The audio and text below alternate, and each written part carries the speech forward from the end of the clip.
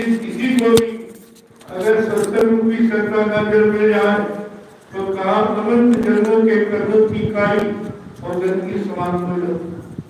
तो तुम्हारे पर गंदगी उतर गई, गुरु को नहीं पहचाना, गुरु के बच्चों को नहीं पहचाना, उनके बातों को नहीं जाना, उनकी परिवर्तन की भूमिका जो दूरदर्शी है उनको भी आपने अभी नहीं जाना, न अभी वो लागू हुई है।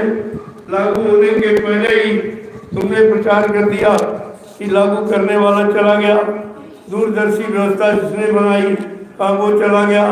अभी दूरदर्शी व्यवस्था को कौन कायम कर, अब ये करनी आपको जब तक नहीं करोगे किसी चीज का न अनुभव होगा न आपको लाभ होगा। ये सुनी सुनाई पढ़ी पढ़ाई ये बातों से जीवात्मा नहीं जगेगी, कोई कर्म नहीं करेगा, आत्मज्ञान शब्द ज्ञान कभी नहीं होगा। इस पर हमेशा आपको विचार करना चाहिए।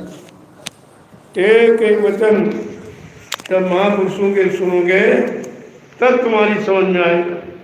जब तक संत महापुरुषों के परमार्थी वचन परमार्थी सेवा इसको नहीं जानोगे तब तक उसका लाभ तुम्हारे हाथ नहीं लगेगा। इसलिए संत मत में परमार्थी वचन परमार्थी सेवा और परमार्थी जगत पर चलना, इसके सिवा चौथा कोई रास्ता नहीं रखा गया। और तुम्हें एक भी रास्ता नहीं मालूम, ना परमार्थी वचन मालूम, ना परमार्थी सेवा के बारे में कोई जानकारी आपको है, और ना ही तो परमार्थी जगत पर कोई चलकर अपना परमार्थी काम कर पाया। कितना समय निकल गया। 10 जुलाई 1952 से 2012 60 साल वो आपने गंवा दिए। और ये लीला के बाद जो 10 वर्ष मैंने आपके बीच में खर्च के पूरे हिंदुस्तान में घूम घूम कर गुरु के वचनों को पुनः दोबारा मैंने दोहराया और लोगों को बताया, इस तारीख में ये कहा, इस तारीख में ये कहा, इस तारीख के वचन कहे गए। तुम्हारे पास कोई तारीख कोई वचन गुरु का है ही नहीं। कहीं से सुन लिया होगा या मान लिया होगा, किताबों से कहीं मतलब यानी किसी की अनदेखी की बात को अगर मान लोगे तो वो तुम्हें दिखा नहीं देगा। जिसने खुद नहीं देखा और खुद नहीं सुना और खुद नहीं पाया वो तुम्हें क्या पाने की बात बता देगा। ये सब जानकारी आपको रखनी चाहिए। जय गुरुदेव, जय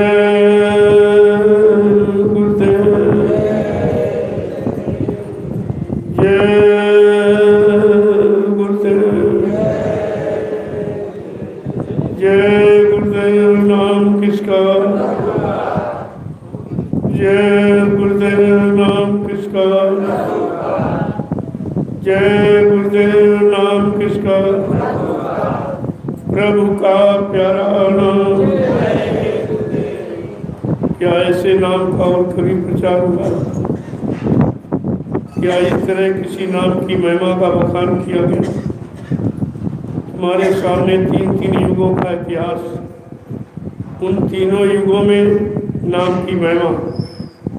जब योगियों ने सतयुग में हरि नाम जगा उसका भी प्रचार आपने सुना। उसका लाभ किसको मिला? प्रहलाद ध्रुव को भी पढ़ा। त्रेता में ऋषि मुनियों ने राम नाम जगाया, उसको आपने पढ़ा और सुना। वो लाभ यानी मतलब वो कोल भील बंदरों को और विभीषण को तो सुतीक्षण को सुग्रीव इनको मिला, वो भी आपने। इसके बाद द्वापर में जब कृष्ण नाम जगाया गया उसका भी लाभ किनको मिला? ग्वाल बाल गोपिकों को मिला, वो भी इतिहास आपने पढ़ा। आज ये कलयुग का प्रदक्षिणा हुआ, भाई कलयुग में कौन सा नाम लाते? ये तो अपने अपने युग के नाम, अपने अपने युग में जो नाम उस समय लोगों ने लिया उनको नाम का लाभ मिला, उनका काम हुआ। लेकिन हम सब कलयुग के जीवों का काम किस नाम से होगा? वो नाम कौन सा? उसके बारे में किसी ने कोई जानकारी आपको नहीं। ये तो सर्वप्रथम 10 जुलाई 1952 से ये नाम का प्रचार इस हिंदुस्तान की धार्मिक धरा पर हुआ और बराबर अनवरत 60 सालों में जो ये प्रचार हो गया वो लाखों वर्षों में उन नामों का प्रचार अभी तक पूरा नहीं हुआ। राम नाम का प्रचार अभी भी दक्षिण भारत में नहीं है। वहाँ भी रावण की ही पूजा होती है, राम की पूजा कोई नहीं करता। जिस नाम को लाखों वर्ष से ऊपर उस नाम का प्रचार सब जगह नहीं है। आज इन 60-70 वर्षों में ये जय गुरुदेव नाम का प्रचार विदेशों में भी छा गया और धीरे धीरे सभी लोग इस नाम का अनुभव करते हैं, इस नाम से लाभ प्राप्त कर रहे हैं। ऐसा नहीं है क्योंकि इतना बड़ा जन्म किसी नाम के साथ जुड़ा नहीं है। जब 45 करोड़ जीवों को जय गुरुदेव नाम से जोड़ा गया, जय गुरुदेव नाम का लाभ लोगों को दिया गया और लोगों ने लाभ प्राप्त किया और फिर भी भूल गए। भाई किसी चीज़ से हमें लाभ मिल जाए तो उसको हम कभी नहीं भूलते। किसी कोई हमारा काम कर दे उसका एहसान हम नहीं भूलते। लेकिन गुरु को ऐसे आपने भुला दिया, गुरु के नाम की महिमा को कैसे आपने भुला दिया। उनका तुम्हारे पर कोई एहसान नहीं है। ये नाम दान जो दिया इससे बड़ा और दान क्या हो सकता है, इससे बड़ा और जीव के प्रति एहसान क्या हो सकता है। तो कुछ भी तो नहीं जाना आपने और यही कारण है कि तुम सब भटक कोई नहीं बचा। जब मैं 28 मई 2012 को निकला, घटना 18 मई 2012 की है। मैं ठीक 10 दिन बाद ये अभियान निकल पाया और अभियान को इतना बुलंद मैंने रखा कि आज तक मैंने उसे बंद नहीं किया, जबकि हमारा साथ किसी ने नहीं। मैं अकेले निकला झंडा लेकर और आज भी सबके बीच में अकेले ही घूम रहा हूँ, क्योंकि सत्य में दम होती है, सत्य में स्थायित्व होता है, सत्य में बल होता है। इसलिए सत्य को कोई मिटा नहीं सकता। धीरे धीरे धीरे धीरे अब लोगों की समझ में आ रहा है। जब नैमिषारण्य में मैंने आश्रम का निर्माण किया वो गुरु के आदेश पर 1997 में उसी गोमती के तट पर बाबा जी ने इतना विशाल कार्यक्रम किया था और वो 11 दिन की मतलब यानी वो कार्यक्रम था। आखिरी दिन कहा बच्चा ये 88,000 ऋषियों की तपोभूमि है, यहीं से सतयुग के अंकुरन निकलेंगे। तो अंकुरन कोई आसमान में नहीं निकले, सबका आधार जमीन होता। मैंने उन्हीं वचनों का पालन करके नैमिषारण्य की पावन पवित्र भूमि पर एक भव्य आश्रम का निर्माण कर दिया। आज जहाँ आप बैठे हो इसके लिए कानपुर में 20 बार कहा कि बच्चा एक छोटा सा आश्रम कानपुर में बना के तैयार करो। जिस कानपुर से फूल बाग में गंदगी उठी थी उसी कानपुर से तुम एक दिन बाग हो जाओगे। लोगों ने इस पर कोई ध्यान नहीं दिया, जिम्मेदारों ने भी। तब मैंने ये कानपुर में स्थान आपका निर्माण कर दिया। मैं गुरु आदेश के सिवा कोई काम नहीं करता हूँ और तुम गुरु आदेश जानते नहीं हो, तुम्हें मालूम नहीं, तुम भूल गए हो। इसीलिए शंका संदेह भूल में पड़ जाते हो। ये अपनी इच्छा से कर नहीं, अरे अपनी इच्छा से कोई अकेला व्यक्ति इतना बड़ा काम कर सकता? तो नैमिषारण्य से पूछो। और इसके बाद तुरंत ज्ञानाश्रम में जो कार्य हो रहा है वो तो बिल्कुल अनोखा, उसे किसी की बुद्धि में आ ही नहीं रहा। ये क्या है कि छोटी सी नदी है, बियाबान जंगल है, कोई शहर नहीं, कोई कस्बा नहीं, कोई रेल मोटर का रास्ता नहीं। मतलब यानी ऐसे बियाबान जंगल में ये 1.5 लाख प्रेमी जो भूमि पूजन पर इकट्ठे हो गए, आगे गुरु पूर्णिमा में कितने आएंगे ये तो देखते ही बनेगा। इतनी विशाल भीड़ जो गुरु पूर्णिमा में पहुंच रही है, लोगों की सबकी समझ में आ जाएगा, सबकी बुद्धि का ताला खुल जाएगा। जो आपको एक आदेश हुआ था, पहले हथौड़ी बजेगी, फिर हथौड़ा लगेगा, फिर घन बजेगा, सबकी बुद्धि सन्न हो जाएगी।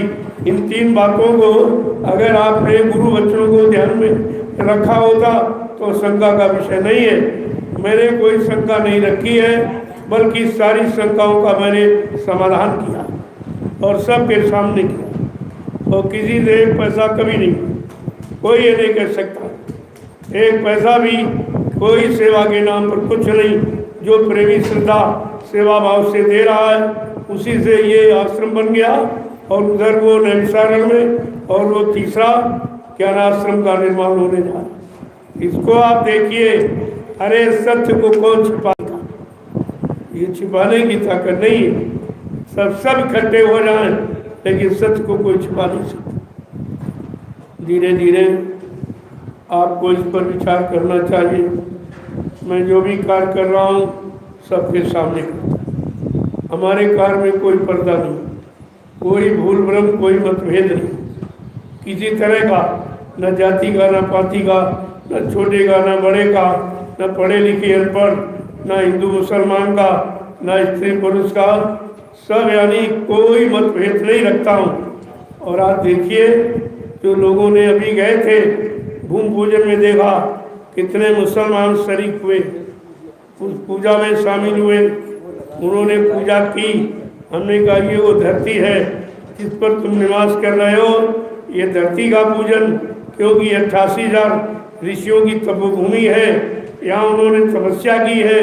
ये मिट्टी हमारे लिए शर्माती होनी चाहिए। जब तक इस मिट्टी का पूजन नहीं कर लूँगा कोई निर्माण कार्य प्रारंभ नहीं करूँगा।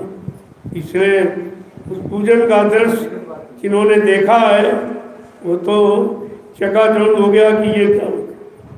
हमने कहा अभी क्या, अभी तो कुछ नहीं, अभी तो परिवार का एक छोटा सा बूंद भी नहीं आया।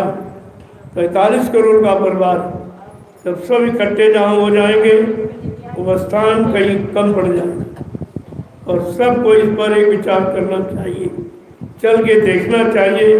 भाई जो हमने 1 रुपया 2 रुपया 10 20 50 100 दिए हैं, हमारा लग कहाँ रहा है, इस पर विचार करना चाहिए। और तुमने अभी तक जहाँ दिया वहाँ क्या हुआ? तमाम यहाँ निकल पड़े प्रचारक के नाम पर, कोई 1000 रुपये फीस, कोई 500 रुपये फीस, ये कहाँ ले जा रहे हैं? इनसे पूछिए तो ये सेवा जो प्रेमियों के तुमने ली है ये कहाँ खर्च की है?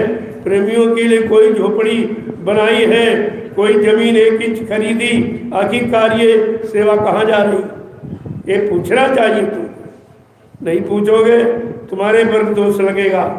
बिना देखे और बिना सुने और बिना समझे अगर कोई काम करोगे उसका दोष लगेगा आप पर। इसलिए आपको विचार करना चाहिए। मैंने सब सामने करके दिखा दिया है और दिखा रहा हूँ। सच्चाई सबके सामने एक दिन आके खड़ी हो जाएगी और सबकी समझ में आ जाएगा कि गुरु क्या है, गुरु की शक्ति क्या है, गुरु का काम क्या है, गुरु के वादे क्या है, गुरु की संकल्प और प्रतिज्ञा क्या, ये सब सामने आ जाएगी। ऐसा नहीं है कि मैं कोई अलग से काम कर रहा हूँ, कोई अलग गुरु बन के काम कर रहा हूँ। गुरु का काम करने वाला कभी गुरु नहीं होता, गुरुभक्त होता। गुरु के आदेश का पालन करने वाला कभी गुरु नहीं, गुरुभक्त होता है। लेकिन गुरु करने आप समान, ये शब्द लिखा है। गुरु जिसको अपने समान बना लेगा, अपनी शक्ति, अपना बल पौरुष, अपना विवेक जिसको दे देगा, अपना काम उससे करवा लेगा।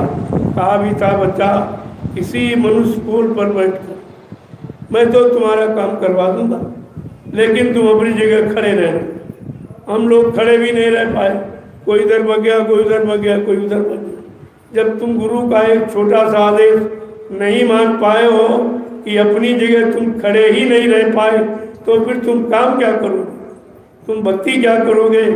तुम लाभ क्या प्राप्त करोगे? तुमको ये सब समझना चाहिए। इतने दिन सत्संग सुनते सुनते हो गया, केवल कानों का विषय बना के सत्संग को आपने रख दिया।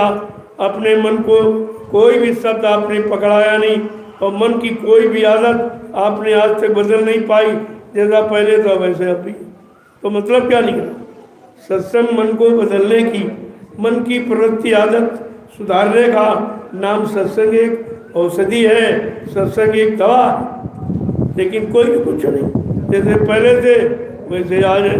वही काम, निंदा, आलोचना, बुराई का पहले भी आज भी और ये जीवन भर करते रहेंगे तो इससे क्या मिलने वाला। तुम्हें तो पहला आदेश मिला है कि बच्चा 3 बातें सदैव याद रखना, न किसी की निंदा करना, न निंदा सुनना, नहीं उसके पाप के बोझे से तुम जब दब जाओगे।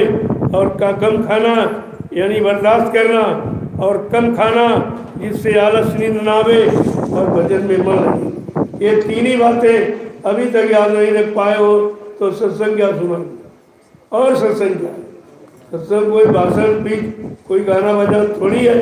वो तो वचनों का पालन करना, अपने जीवन में उतार कर लाभ प्राप्त करना, तब तो ठीक है। अरे भाई दवा खाई जाती बीमारी चली जाए, और तुमने ये सत्संग वचन सुने और तुम्हारी बीमारी बढ़ गई, और निंदा और बुराई और चुगली। जबकि कहा गया सत्संगी अगर सत्संगी की बुराई करे तो सत्संगी नहीं।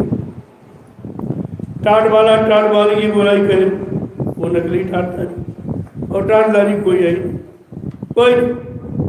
कोई भी टाट। अरे टाट नहीं पहरा है, गुरु के आदेश को पहरा है, वो तो आदेश जिनने पहरा है। ऐसे टाट गोरा भी पहले घूम रहे कहते गुरु मरे, तुमने फिर किसके लिए पहने। अरे स्त्री का पति मर जाता है तो 7 बार उतार देती, सब श्रृंगार उतार के रख देती। तुम्हारा गुरु मर गया फिर टाट गोरा उतार के रख दो, नहीं आगे आने वाला समय ये भारत की जनता ये नोच नाच के फेंक देगी, हमारे लिए अलग एक तो नकली टाटदारी। उन्हें गुरु को क्या क्या कहा और अभी पहले गुमराह गुरु का। तो टाट में प्रेमियों नहीं है, वचन पहले गए, आदेश पहला गया, उसी को मानना, उसी पर चलना, उसको कहते टाटधारी। इसने धारण किया, पहला नहीं धारण किया।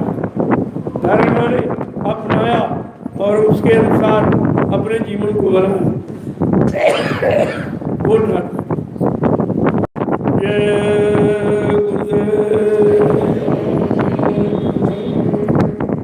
अब जरा महापुरुषों के 2 वचन सुन लीजिए। अगर ऐसे मैं कहूँगा तो आपको कोई मन से करके कह दे।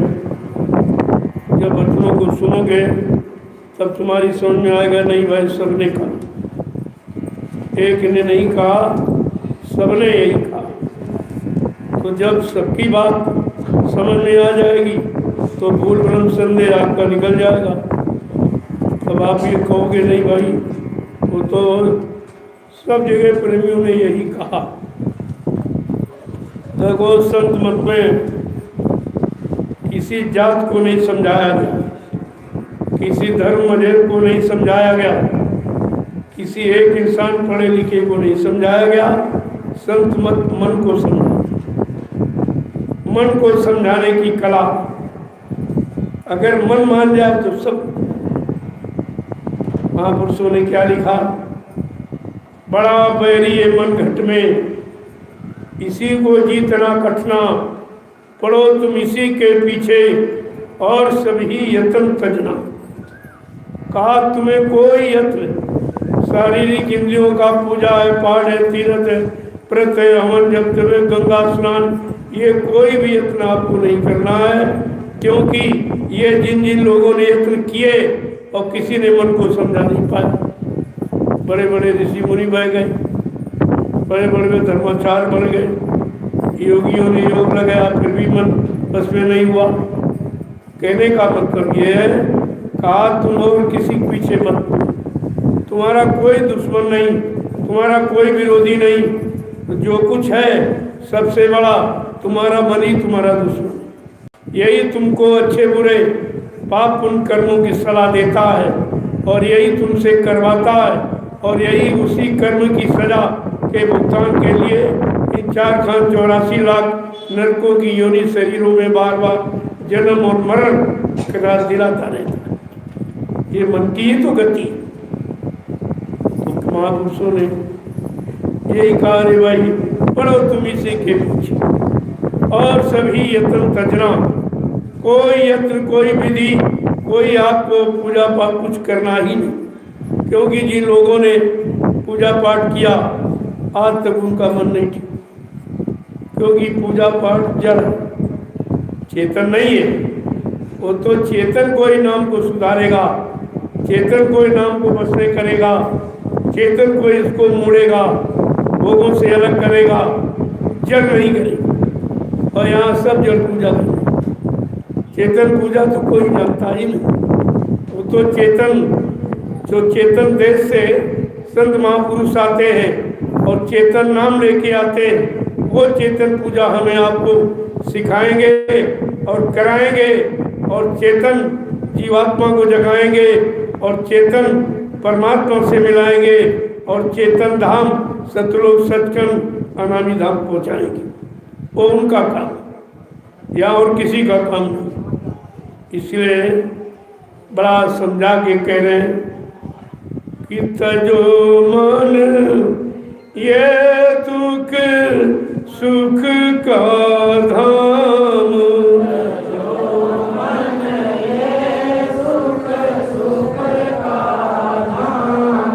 तजो मन ये दुख सुख का धाम,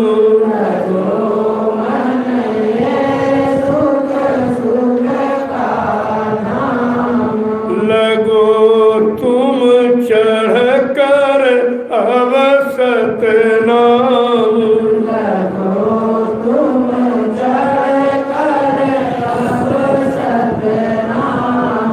लगो तुम चढ़ कर अब सतनाम,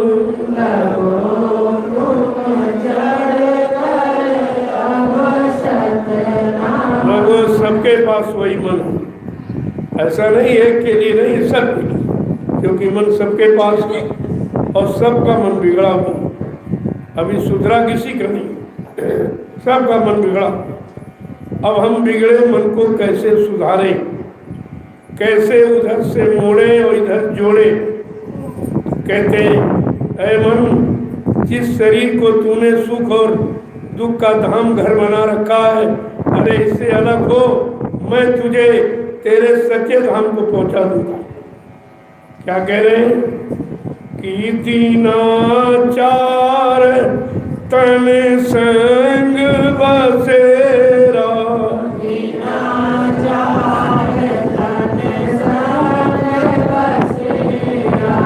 दीनाचार तन संग बसेरा,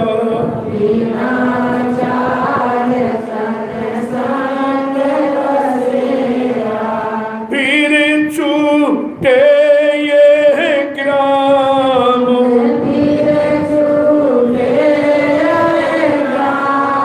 तजो मन ये दुख सुख का धाम,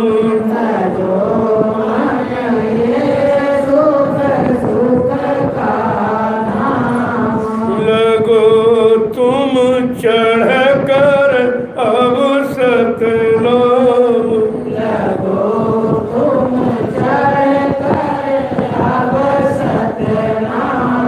जीवन की एक एक घटना कैसे याद दिला रहे।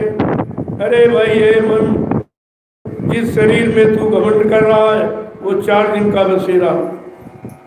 ये 4 दिन हमारे आपके 4 अवस्थाएं शरीर की मानी जाती, बचपन, किशोरा, जवानी और बुढ़ापा। कहा ये 4 दिन का खेल है, ये शरीर का 4 दिन में खेल समाप्त हो जाएगा। अंत में तुझे ये गांव छोड़ना पड़ेगा। ये कलयुग का जो बसेरा है, ये काल का जो देश है, ये गांव तुझे एक दिन छोड़ना पड़ेगा। आगे फिर समझा के क्या कह रहे हैं कि जहाँ जहाँ तुम्हारा फंसाव, जहाँ जहाँ तुम्हारी आसक्ति, जहाँ जहाँ तुमने इसको लगाया है, वो भी तुम्हारे लिए धोखा ही। कहाँ कहाँ लगाया है कि धनदारा सुत नाती कहिए,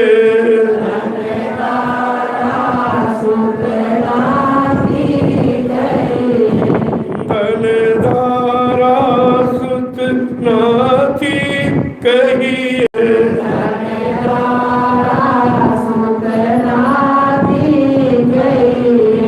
ये नहीं आवे का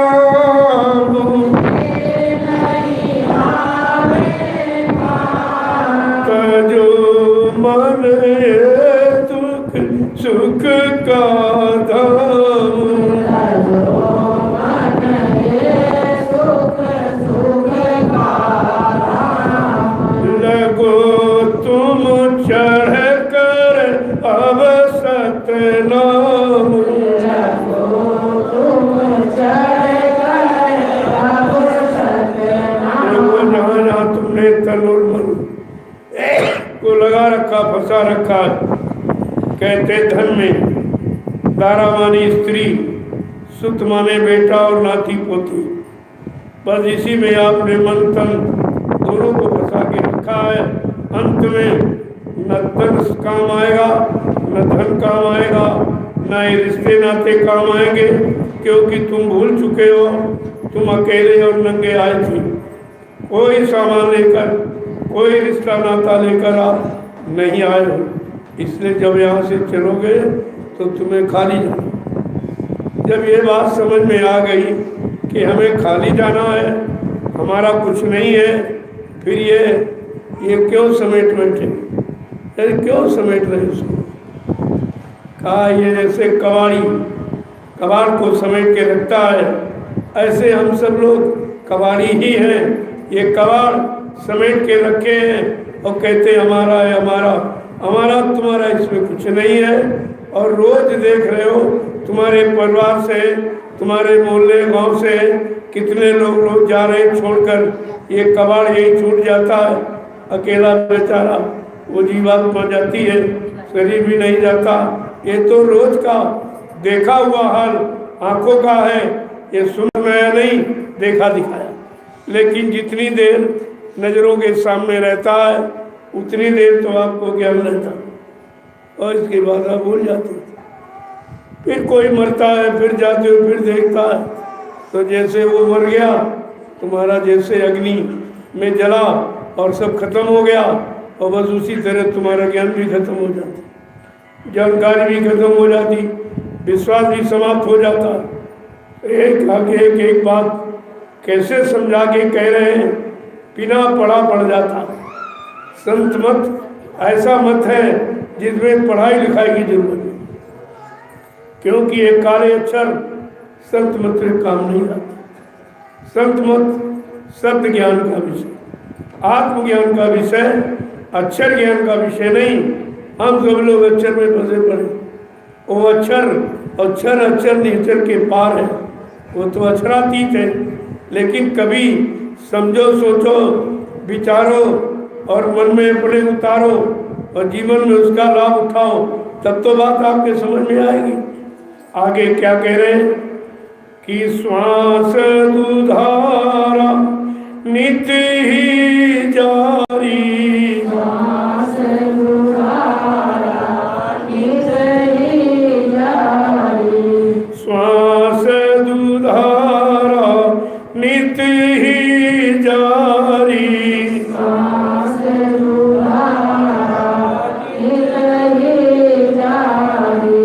एक दिन काली चाम, एक दिन काली चाम, जो मन ये दुख सुख का धाम, जो मन ये दुख सुख का धाम, लगो तुम चढ़ कर अब सतनाम, लगो तुम चढ़ कर अब सतनाम। तुम्हारे शरीर की रोग दैनिक क्रिया जो श्वास लेते हैं उसी पर आधारित उनकी समझौती है।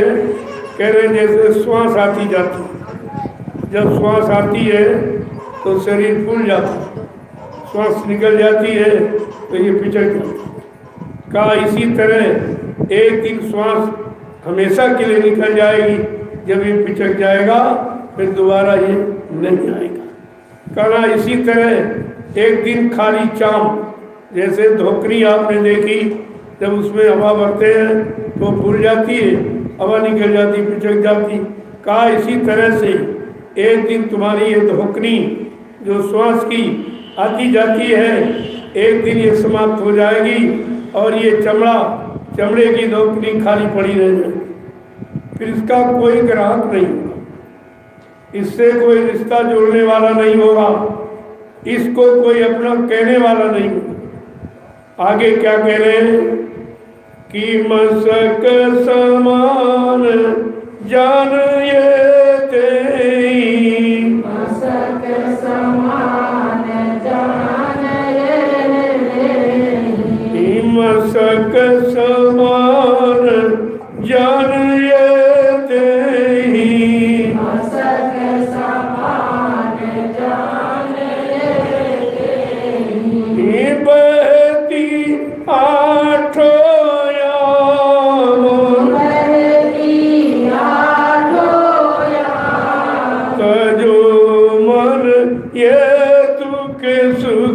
का धाम।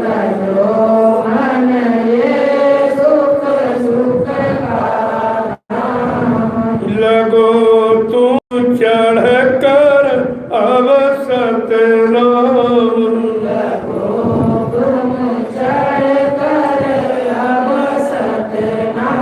कितने प्रमाण उदाहरण देते हैं, किसी तरह आप समझ में आ जाए। कहते जैसे मशक, और राजस्थान की तरफ जाओ, पानी भरने के लिए मशक रखते थे, उसमें भर लेते। कहते बस तुम्हारी देह शीतल है, जब हवा भरी है तो फूली है, हवा निकल जाए कुछ, और एक दिन ये हवा हमेशा के लिए निकल जाएगी, फिर तुम क्या करोगे? कहते हैं मशक समान जान ये देही, जिस देह पर, शरीर पर, जिस पर तू गरुड़ गुमान घमंड कर रहा है, वो एक दिन मशक के समान खाली हो जाएगी, पड़ी रहेगी। कोई छूने वाला, कोई उठाने वाला, कोई देखने वाला नहीं होगा। कि तू अचेत गाफिल रहता,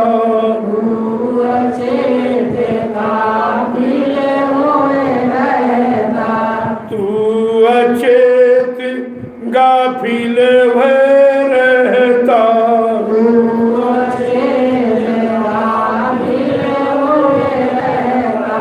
सुने न मूल कलाम,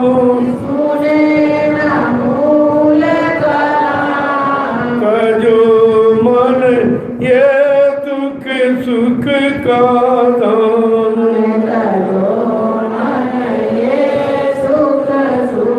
और वो समझा के कह रहे जब ऐसी देह है, ये चमड़े की धोपनी है, एक दिन खाली पड़ी रह जाएगी। अरे फिर तू गाफिल क्यों? यदि मतलब तू लापरवाही क्यों करा, क्यों अज्ञानता पूर्व में फंसा? एक दिन ये तेरी स्थिति जरूर होगी। क्या कह रहे हैं? सुने न मूल कलाम, जो संत महापुरुष सतलोक सच कर नामी धाम से आए, जहाँ की तुम्हारी जीवात्मा रहने वाली, उसी को लेने के लिए तो उनके मूल कलाम तुम सिद्धांत को क्यों नहीं सुनता, जो तेरे लिए आए, तेरी जीवात्मा के उद्धार कल्याण के लिए आए। बाकी तो अपने लिए आए, अपने मान सम्मान के लिए आए, अपनी प्रतिष्ठा के लिए। ये अवतारी शक्तियाँ सब आती जाती रही, लेकिन जो मूल कलाम, मूल सिद्धांत तेरी जीवात्मा के कल्याण के लिए लेके आए, तो उसे क्यों नहीं सुनता? आगे क्या कह रहे हैं?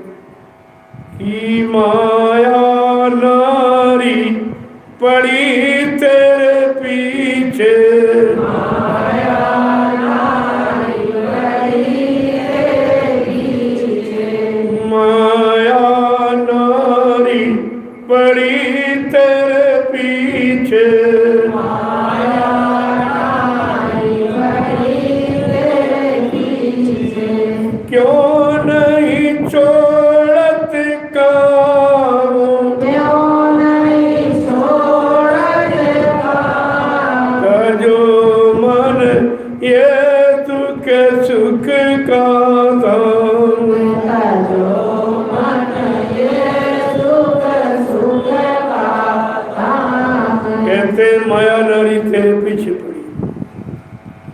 अब माया को तो देख के लिखा शिव चतुरानंद देख डेराई, अपर जीव के लेखे मानी। कहा जिस माया को देखकर ब्रह्मा विष्णु महादेव थर-थर कांपते। अब यहाँ तो माया की छाया ही, जब छाया से इतना भय और डर है, तो असली माया मिल जाएगी तो फिर क्या होगा? कहते तुम्हारे पीछे पड़ी एक तो तन की नारी, एक घर की नारी, एक माया नारी, तीन आपके पीछे। एक से बचना मुश्किल है, तो तुम तीन से कैसे बचोगे? तुम्हें कौन बचाएगा? ये भी बता रहे कि बिन गुरु दया बचो नहीं आसे, बिन गुरु दया बचो नहीं आसे।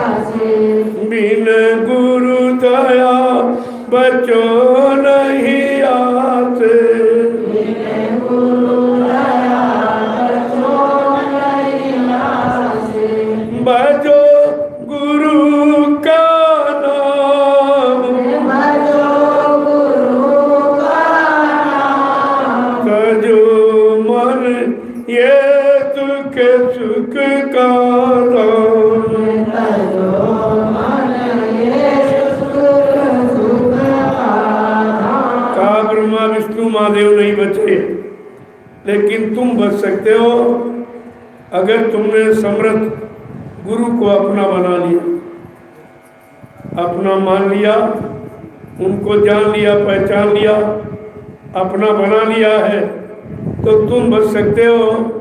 क्योंकि समर्थ लोक मंडल में बचाने के लिए समर्थ सदगुरु इस कलयुग में आए। कलयुग में बचाव है और किसी युग में बचाव भी नहीं। देखो कितना बड़ा काम होना है, लेकिन जो बचाने आया हम उसी को भूल गए। उसी को सारे हिंदुस्तान में स्वार्थी लोभी लालचियों ने प्रचार कर दिया, कहा गुरु मर के चला गया। जब गुरु ही चला गया तो फिर बचाएगा कौन, तुम्हें सुधारेगा कौन, तुम्हारी जीवात्मा जगाएगा कौन, परमात्मा से मिलाएगा कौन? क्या कभी इस पर विचार करते हो? कुछ नहीं, कोई विचार नहीं, इधर तो कोई विचार ही नहीं। देखो समझा के क्या कह रहे हैं, भजो गुरु का, जो गुरु ने नाम दिया, जिसे नामदान कहते हो, जुक्ति कहते हो, मुक्ति का रास्ता कहते हो, कहा कि गुरु के द्वारा दिए गए नाम को भज, तो ये तू इन सब से बच जाएगी।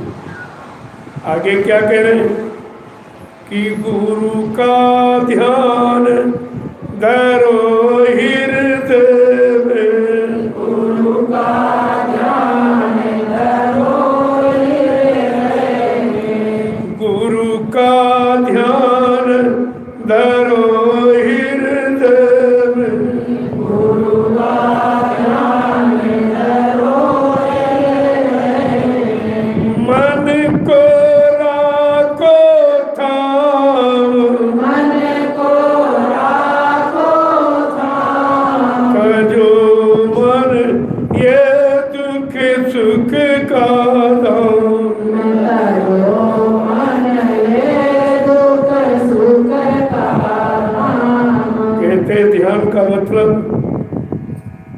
गुरु के वचनों को, गुरु का ध्यान का अर्थ है गुरु का वचन। जो गुरु ने वचन दिए हैं तुमको काल माया के देश में बचने बचाने के लिए, जो उन वचनों का ध्यान करो तो गुरु का ध्यान। कोई फोटो फाटू का ध्यान नहीं होता। ध्यान वचनों का होता है, पालन वचनों का होता है, चलना वचनों पर होता है। ये सब विचार आपको रखना चाहिए। कहते हैं कि गुरु का ध्यान धरो हृदय में, मन को राखो था। किसको कंट्रोल नियंत्रण में रोक के रखना है? शैतान मन। अगर आपने इसको रोकना जान गए तो अपना काम आपने करना, तुम्हारा इसकी तरफ ध्यान नहीं। कहीं इनको रोक, पैसा रोकना, कहीं सामान रोकना, कहीं मकान जमीन रोकना, इसी चक्कर में समय गंवा रहे हो। और रोकना है मन को, वो आप रोक ही नहीं पा रहे। वो तुमको घसीटे घूम रहा, जहाँ चाहता वहाँ ले जाता, जिधर चाहता उधर ले जाता, जिन कामों में नहीं जाना चाहिए वो घसीट के ले जा रहा, और तुम उस मन का कुछ नहीं कर सकते। तुम्हारे अंदर है, तुम्हारे साथ हरकत कर रहा है। कभी तुमने इस पर विचार ही नहीं किया कि हमको रोकना किसको चाहिए।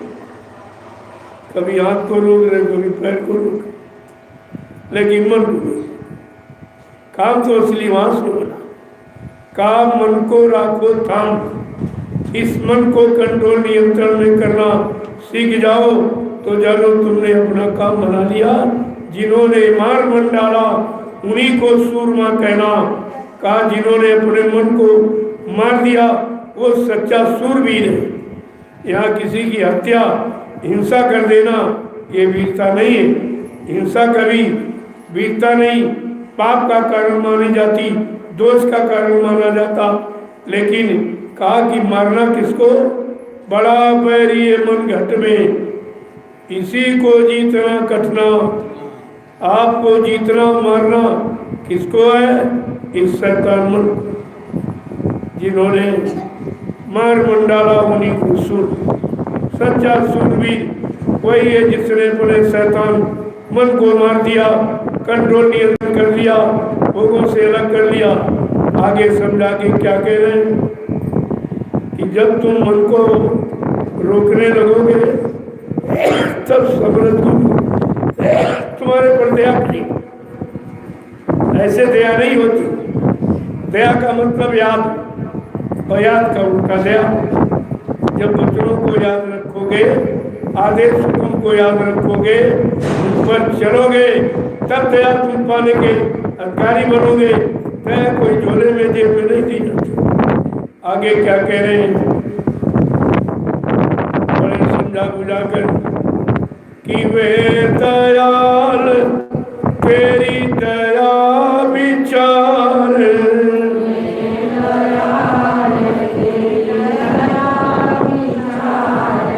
वे दयाल तेरी दया विचार,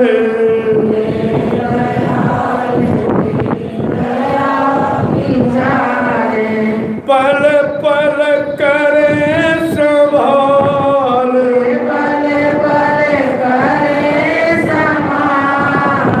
जो मन ये दुख सुख का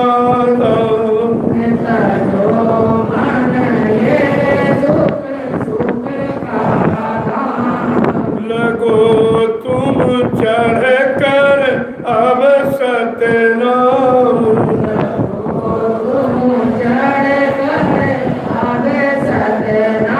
कहते वो समृद्ध दाता दयालु क्या करेंगे, हर पल पल पर तुम्हारी संभाल। अब तुमने क्या किया, कहते संभाल करने वाला मर गया, तो उनकी संभाल को जिन्होंने ये विचार कर लिया, ये पक्का विश्वास कर लिया कि समृद्ध दाता दयालु मर गए और चले गए, तब ये बताओ उनकी संभाल कौन करेंगे। इतना बेचारे भी नहीं सोच पाए कि हम किसके लिए क्या कह रहे हैं, फिर हमारी रक्षा, फिर हमारी संभाल कौन करेगा, इसका कोई विचार नहीं। आगे क्या कह रहे हैं कि छोड़ भोग क्यों रोग बसाए,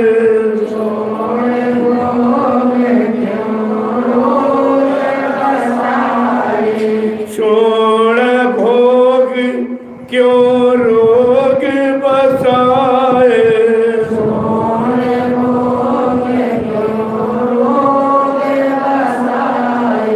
यहाँ में नहीं आराम,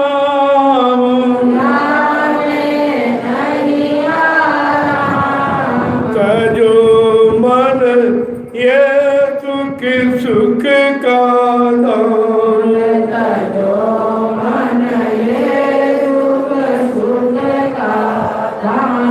तेरे रोग का कारण तेरे भोग, कहा जब भोग करोगे तो रोग आएगा, भोग करोगे शरीर की शक्ति नष्ट होगी, कमजोरी आएगी तो रोग तुम्हारे पर सवार होगी।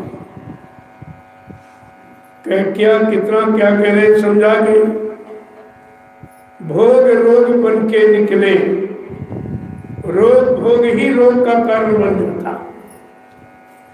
कह रहे क्या, अरे भाई इसमें कोई आराम नहीं, जिन्होंने भोग किया पूछो तुम आराम में हो। जो भी परेशानी तकलीफ बीमारी महामारी कष्ट मुसीबत ये सब भोग के कारण है।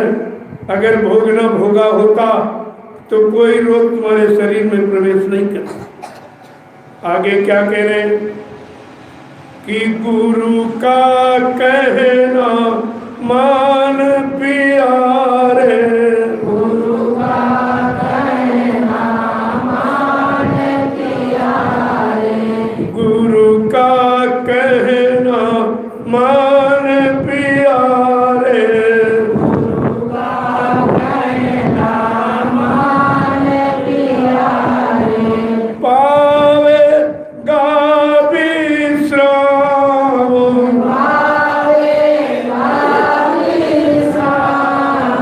जो मन ये दुख सुख का दाम,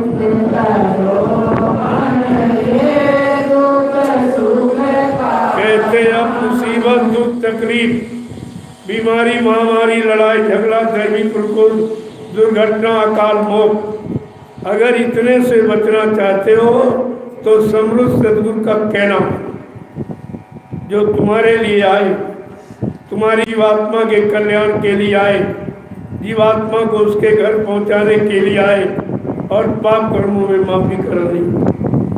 जो इतना करने आया उसको कहते हैं समर्थ।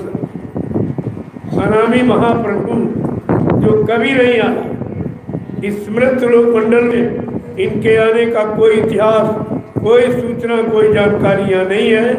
इसीलिए बाबा जी को अपनी जानकारी देनी पड़ी। अगर कोई कभी आया होता, यहाँ पर गुरु का वर्णन है, संत का वर्णन है, सदगुरु का वर्णन है, लेकिन अनामी महाप्रभु का कोई वर्णन नहीं है, क्योंकि कभी ये शक्ति भूमंडल पर आई नहीं। ये सृष्टि के प्रथम महापुरुष जिनको आपने बुलाया, जिनको आपने पहचाना नहीं, आपने अपना कोई काम करा नहीं पाया, तो कितना भारी तुमने अपना नुकसान किया।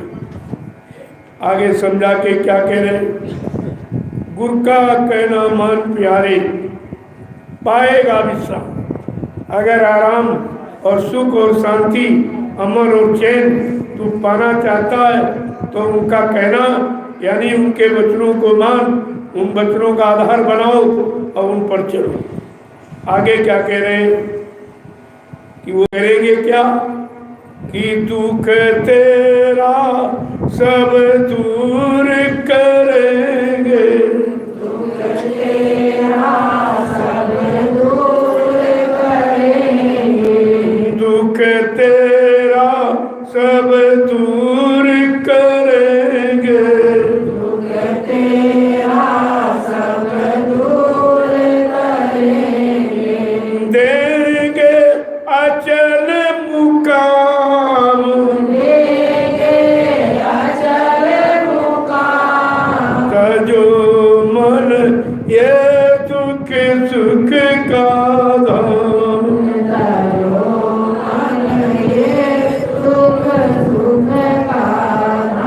ये समर्थ नामी महाप्रभु किस काम को करने के लिए आए हैं, हम सब जीवों को क्या देने आए हैं। कहते सारा दुख तुम्हारा दूर कर देंगे। जब आवागमन समाप्त कर देंगे, जन्म मरण से छुटकारा दिला देंगे, ना तुम यहाँ जन्म लोगे कभी, ना कभी मरोगे, तो ये सारे दुख का कारण तो जन्म मरण ही का, यही तुम्हारा सब दूर करना देंगे अचल मुकाम, और जहाँ से तुम्हारा कभी चलना आना फिर नहीं होगा, ऐसे स्थान पर तुम्हें पहुँचा देंगे। आगे क्या कह रहे हैं कि सतगुरु स्वामी कह समझाई, सतगुरु स्वामी कह समझाई, सतगुरु स्वामी कह समझाई, सतगुरु स्वामी कह समझाई,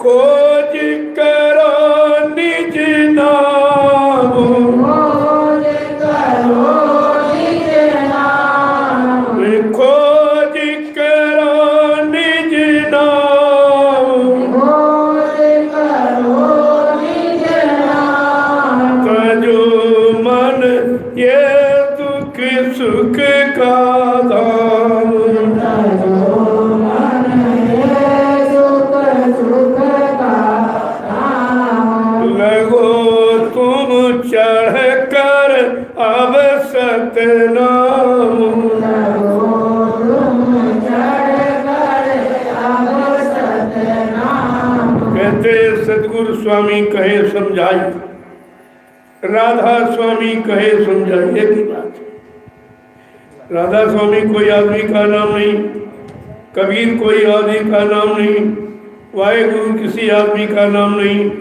जय गुरुदेव किसी आदमी का नाम नहीं। यही बात समझनी चाहिए। अगर नाम समझ में आ जाए तो अब तक अपना काम आपने शुरू कर दिया होता। न नाम की महिमा, न काम की महिमा, न आने वाले महापुरुष की महिमा।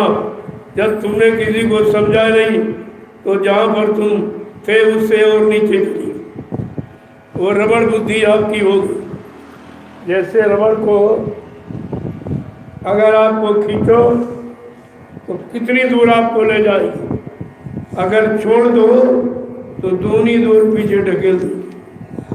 यही रबड़ बुद्धि का काम हुआ कि तुमने गुरु के वचनों को सुना तो फट से मथुरा पहुंच गए, और जरा सा धक्का टक्कर लगा, झूठे लोगों ने छोटा सा प्रचार किया तो फट से भाग के इतनी दूर चले गए हो, अब वापस तुम्हारा आना भी मुश्किल हो गया। अब तुमको वहां जाना बड़ा मुश्किल। मथुरा तो जाओगे, लेकिन मथुरा काम के लिए जाते थे वो काम कोई करेगा? और जिनके लिए जाते थे उनका दर्शन कोई करा सकेगा? अरे इतनी बात तो आपको सुननी ही चाहिए थी। तुम मथुरा जाते थे कि गुरु के लिए जाते थे? मथुरा तो कंस के जमाने की इतनी पुरानी है। तुम मथुरा जाते थे कि गुरु दरबार, गुरु के लिए जाते थे, गुरु वचनों को सुनने के लिए जाते थे, गुरु से दया की भीख मांगने जाते थे? ये सब भूल गए। अब भी लोग कह रहे हैं मथुरा जाएंगे। हमने कहा क्या करने जाओगे? क्या करने जाओगे मथुरा? मथुरा में क्या, जमीन में क्या रखा? बाबा जी ने क्या प्रचार कराया था सब भूल गए। कहा था इस मंदिर में जीता जागता देवता बैठा है, वो बरकत बांट रहा। तो कौन बैठा था वहाँ? दादा गुरु बैठे थे क्या? अरे वहाँ कौन बैठा था? बरकत कौन बांट रहा था? अब कैसे गुरु मर गया, फिर बरकत कौन बांटेगा, कौन देगा? तुमको इस पर विचार और प्रश्न करना चाहिए था। अब लगी के बगी, ना कुछ जाना ना समझा, बातें चले जा रही। जगंदा पुनियंदा, ये ताते मच गई अदाधुंदा, ये अदाधुंद इसीलिए मची हुई। कोई जानकारी कुछ नहीं, जरा सा भी बचनों की शब्दों की पकड़ नहीं है, और पकड़ करके ना समझ पाए कुछ और अकड़ नहीं, अकड़ और रहे। बचनों की पकड़ नहीं, केवल अकड़ रह गई। तो उससे क्या होने वाला? मैंने लोगों से पूछा कि भाई ये बताओ, तुम मथुरा गुरु भक्ति करने गए थे कि चेला भक्ति? और बोलते नहीं, क्योंकि सब चेला भक्ति कर, गुरु भक्ति तो कोई नहीं करा। जब उनके दिल दिमाग में विश्वास बैठ गया कि गुरु मर गया तो गुरु भक्ति खत्म हो गई। वो तो गुरु भक्ति ही खत्म। जब गुरु भक्ति खत्म, गुरु शक्ति खत्म, और गुरु के द्वारा मिलने वाली मुक्ति वो भी तुम्हारी खत्म, तुम्हारा तो सारा काम ही खत्म हो गया। अब क्या मिलेगा आपको? जो इतने दिन गुजारे हैं, किराया भाड़ा खर्च करके जाते रहे हो, 1% भी लाभ नहीं ले पाए, और खाली बैठ के आगे गए। अगर बैठे रहते तब भी ठीक था, वो भी नहीं। अरे भाई नामदान तो आपको मिला था, चलो उसी पकड़े बैठे रहते और अपना नाम का जाप करते रहते, और नाम के सारे कभी न कभी काम तुम्हारा हो ही जाता। तुमने तो वो भी नहीं किया, वो भी सारा आपने छोड़ दिया। कोई इधर कोई उधर कोई उधर। जहाँ जा गए मैंने पूछा, जब गुरु शरण में जाते थे, गुरु चरण में जाते थे, तब आपको चरण और शरण मिलती थी मथुरा में। अब तुम जिनके पास जा रहे हो वहाँ चरण है कि पैर है? क्या पैरों की भी महिमा लिखी? अरे महिमा तो चरणों की, पैर तो घोड़े गले की भी लगी। उन्हीं को छू लेते, पैर तो तुम्हारे भी है। तो फिर वहाँ जाने की जरूरत क्या? एक भी बात किसी के अंदर गुरु के प्रति कोई विश्वास नहीं है, क्योंकि कोई वचन नहीं तो तुम बच नहीं पाए संगा संदेश। यही हमें आपको सोचना चाहिए।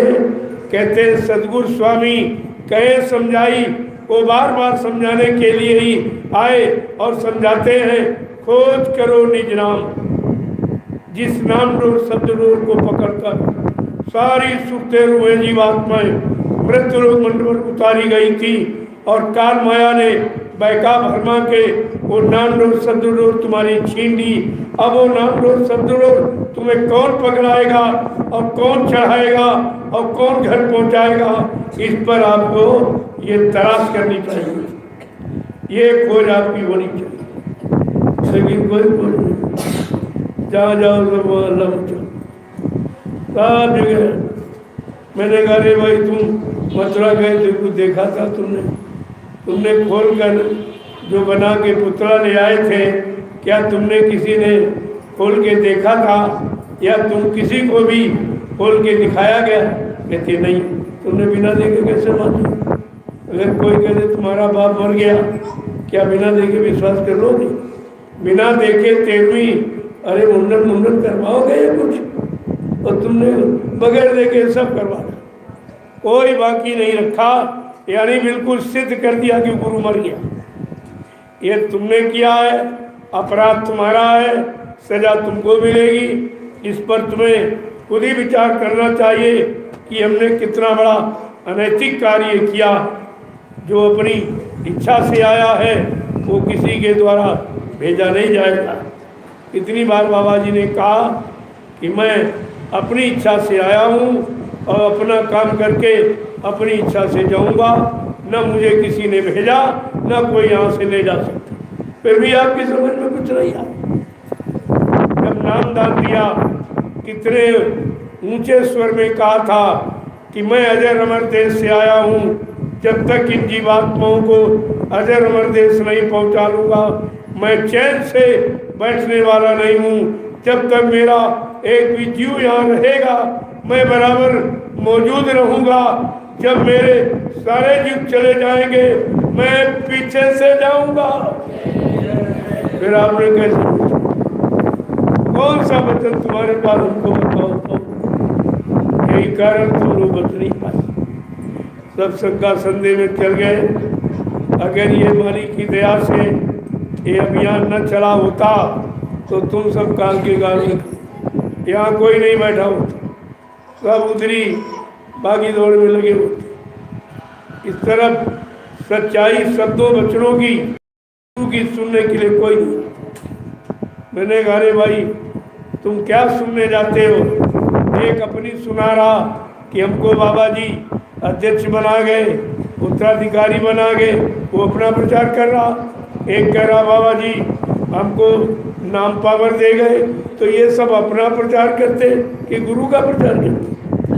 तुम गुरु का प्रचार सुनने गए कि इनका प्रचार सुनने गए? क्या इनके प्रचार से तुम्हारा जीवात्मा का कल्याण हो जाएगा? इतनी छोटी बात भी तुम्हारी समझ में नहीं है और कहते हैं सत्संगी, कहते हैं वक्ता पर वक्ता। क्या तुम सुनते हो? क्या तुमने सुना है? क्या शब्दों को पकड़ा है? क्या अपने जीवन में उतारा है? कौन सा लाभ अनुभव तुमको मिला है? कुछ नहीं, सब खाली खाली। एक एक वचन को सावधानी के साथ मैंने जो भी किया है, गुरु वचने के आदेश का पालन किया, क्योंकि मैंने वचन बहुत नज़दीक से वचनों को सुना, बहुत नज़दीक से गुरु को देखा और उनके बताए रास्ते पर चलकर मैंने उसका लाभ प्राप्त किया है। तब लोगों के सामने उसको कहता हूँ कि आपको भी लाभ मिलेगा। पक्का विश्वास है तुम्हें लाभ मिलेगा अगर तुम वचनों के अनुसार अपने आप को ढाल लोगे, और ऐसे तो कुछ होने वाला नहीं। कितना ही तुम प्रयास कर लो, कुछ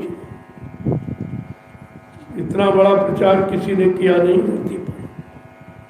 और उन्होंने अपने बारे में परिचय देने में भी कसर नहीं रखी, फिर भी तुम भूल गए। जब कहा कि बच्चा मैं परिवर्तन करने आया हूँ, परिवर्तन करके ही जाऊंगा, कोई भाई का लाल हमें इस परिवर्तन से न रोक सकता है, न मेरा काम कोई कर सकता है। ये भी भूल गया, ये भी तुम्हारी समझ में नहीं आया। फिर कहा मैं कलयुग का इतिहास बनाने आया। प्रेमी इतिहास कोई इंसान नहीं बनाता, वो जगह नाम से इतिहास, सज्जू का इतिहास हिरण्यकश्यप से नहीं बना, और समय के योगियों ने जो हरि नाम जगाया उससे इतिहास। द्वापर में रावण के नाम से इतिहास नहीं बना, जो ऋषि मुनियों ने राम नाम जगाया उसे इतिहास बना। और द्वापर त्रेता में राम नाम का इतिहास, द्वापर में कृष्ण नाम का इतिहास, और कलयुग में जय गुरुदेव नाम का इतिहास होगा। वो तो अभी इतिहास तो बने ही नहीं, अब जब इतिहास नहीं बना और तुमको इतिहास का पात्र बनाया जा रहा और तुम ही कह रहे हो बाबा जी मर के चले गए, जो तुम्हारा इतिहास बनाने आया तुम उसी को कह रहे हो मर के चला गया, फिर तुम्हारा इतिहास ही बनाएगा कोई? ये इतिहास का लाभ जो उन्होंने कहा ये करके कौन दिखाएगा कि मैं कलयुग का इतिहास बनाने आया हूँ, ऐसा इतिहास बनाऊंगा जो भूते न भविष्यते, सतयुग त्रेता द्वापर के लोग अपने अपने युग का इतिहास पढ़ना भूल जाएंगे। मैं ऐसा चमत्कार करके दिखाऊंगा जिसको हिंदुस्तानी नहीं सारा विश्व नमस्कार करेगा। मेरे सब कहाँ चला गया? अभी तो कुछ नहीं, अभी कुछ हुआ नहीं और तुम कहते हो बाबा जी चलेगा। तो ने कहा फिर ये काम तुम करोगे? कौन करेगा? खड़ा होके कहे कि बाबा जी चले गए हम करेंगे, तुम तुम्हारी बात भी मानने को तैयार, लेकिन तुम करोगे कैसे? तुम्हारे पास कौन सी युक्ति है, कौन सी भक्ति है, कौन सी शक्ति है? तुम कैसे ये परिवर्तन कर दोगे? कैसे कलयुग को भगा दोगे, सतयुग को ला दोगे? जब तुम ही चले जाओगे, तुम ही भाग रहे हो, तुम भागने वालों को तुम कैसे रोक सकोगे? ये सब विचारने विषय। धीरे धीरे आप देखते जाइए क्या हो रहा है और क्या आगे हो, सब आपके सामने हो रहा है। अब परिवर्तन की भूमिका को आप न समझ पाए क्योंकि तुम कभी कहीं जाते नहीं। आने जाने से तो परिचय होता, आने जाने से रिश्तेदारियां चलती हैं, आना जाना बंद कर दो तो कुछ नहीं रहेगा, सब मजे खत्म हो जाए।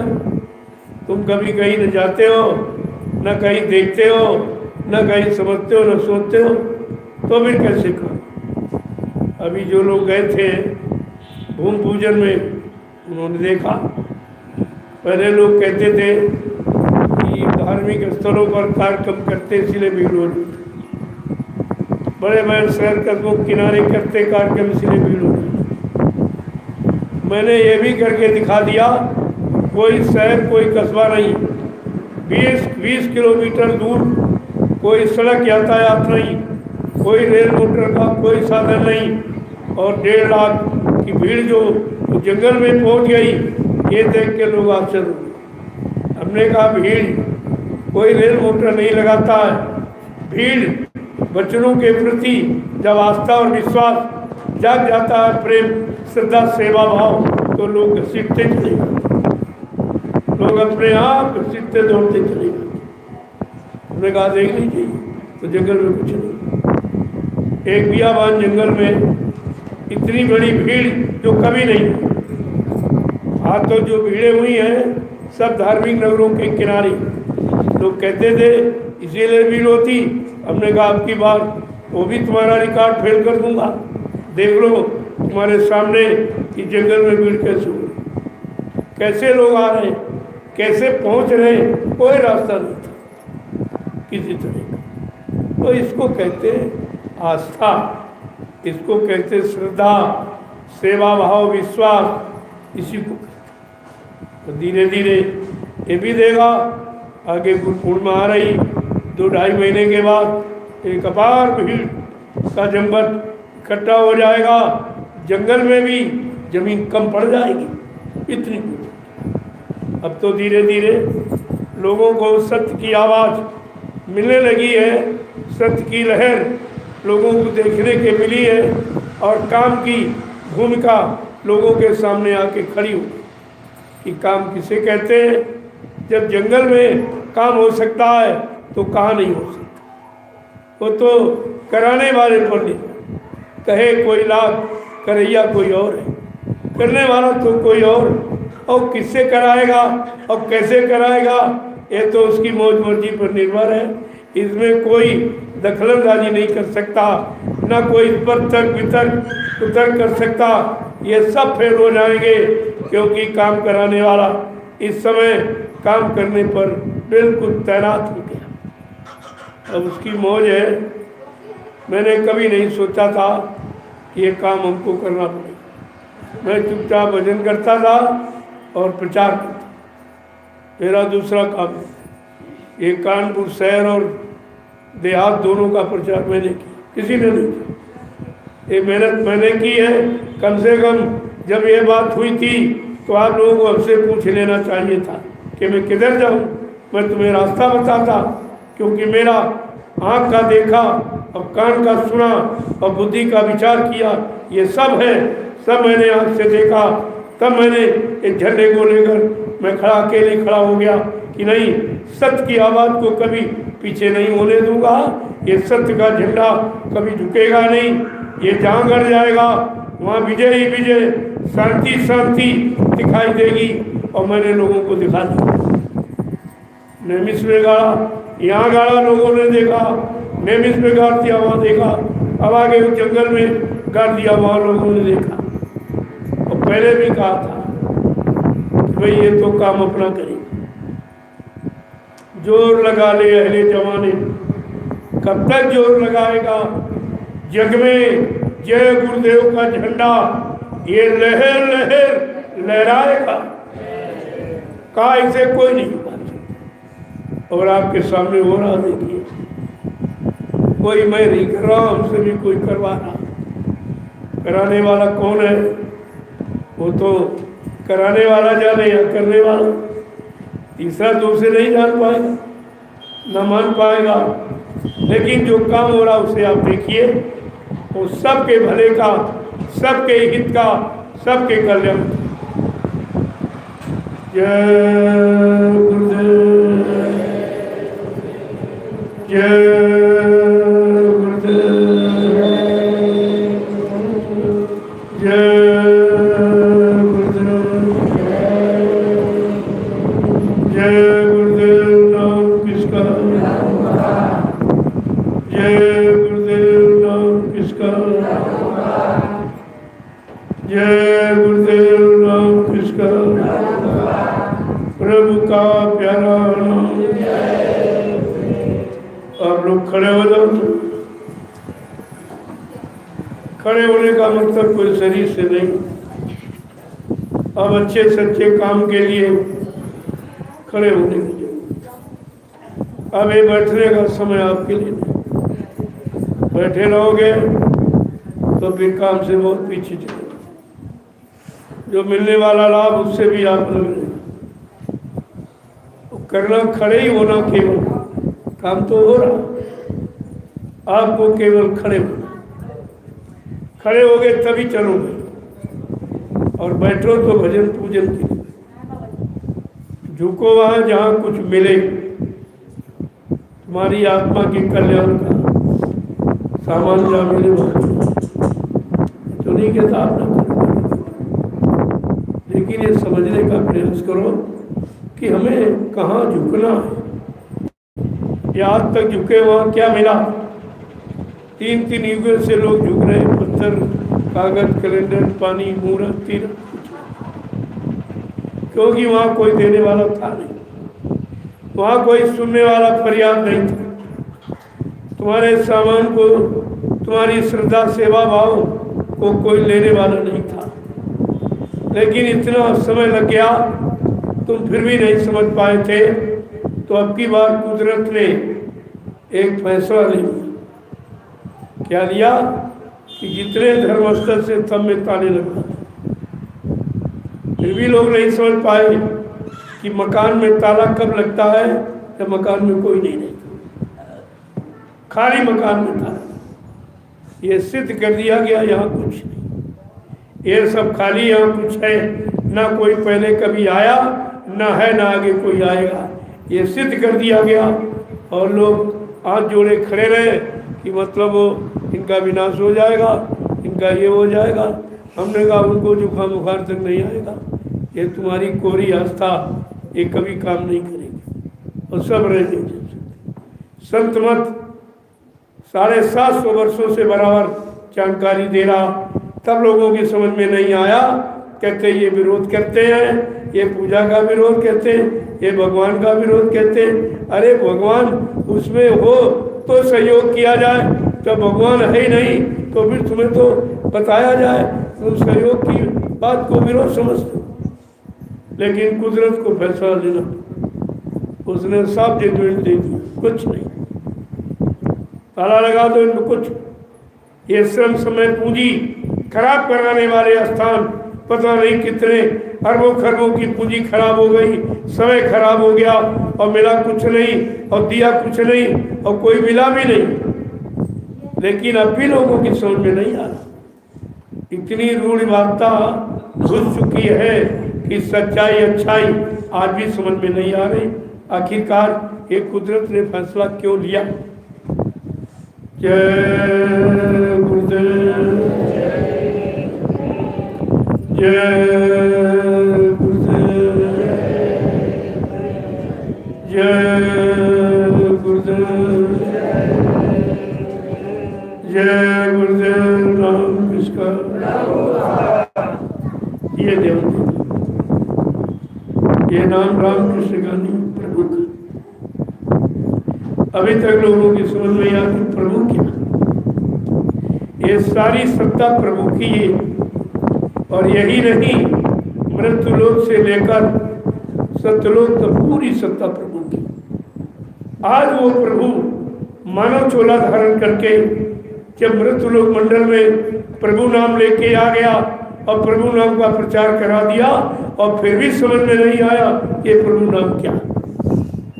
गोस्वामी जी महाराज ने रामचरितमानस में लिख के यही बताया, एक अनी अनामा अज सच्चिदानंद प्रभु धामा। एक ही अनामी धाम है, वहाँ एक अनामी महाप्रभु है। जब अनामी महाप्रभु स्वतः मानव चोला धारण करके मृत्यु लोक मंडल में प्रभु नाम लेकर के आएगा, प्रभु नाम को जगाएगा, सिद्ध करेगा, प्रभु नाम का प्रचार कराएगा, प्रभु नाम से जीवात्माओं को जगाएगा, प्रभु नाम का बेड़ा भवसागर में लगाकर इन जीवात्माओं को प्रभु धाम पहुंचाएगा, तब जीवात्माओं का आवागमन समाप्त हो जाएगा। इसके पहले नहीं सुना। देखो कितना बड़ा काम होना, कितने युगों का भूला बिछड़ा काम, लेकिन हम लोग अपना काम नहीं, अपनी जीवात्मा के कल्याण की बात नहीं समझ। हित अनित पशु पक्षी जानो, कहा हित अनित पशु पक्षी भी जानता। हम लोग पशु पक्षियों से गए गुजरे कि अपना हित, अपना लाभ, अपना कल्याण हम नहीं समझ पाए कि कौन हमारे लिए आए। ये कितनी बड़ी हानि नुकसान बात तो समझने की। मैं आज भी देखता हूँ चारों तरफ रामचरितमानस का ये खंड, ये संत वाणी का ही क्यों होता? 4 वेद 6 7 18 पुराण उनका क्यों नहीं होता? ये भी बात समझनी चाहिए कि संत वाणी का ही प्रचार है, लेकिन संत वाणी जो कहती है वो करते नहीं, केवल भक्ति, केवल भक्ति। सुंदर रोज कहते प्रभु की कृपा भयो सब काजू और जन्म हमार सुफल भय वाजू। कहा जब कि भी तुम्हारा काम होगा तो प्रभु की कृपा से। और प्रभु नाम का प्रचार कहाँ हो रहा? नैमिषारण्य की तपोभूमि, और कहीं नहीं हो रहा। अगर कहीं हो रहा तो वो स्वार्थ और लोभ, लालच, मान सम्मान के लिए हो रहा, लेकिन नैमिषारण्य की तपोभूमि पर निस्वार्थ प्रभु नाम का प्रचार हो रहा। ये लोगों को समझना चाहिए। कोई स्वार्थ, कोई लोभ लालच, जो लिखा हुआ उसको बेचारे नहीं पढ़ पा रहे। रात भर चिल्लाते कि प्रभु की कृपा मैं सब काजू, और बात कहते सीताराम। तुम लोग कहते तो प्रभु की कृपा, उधर उधर बात इधर की करने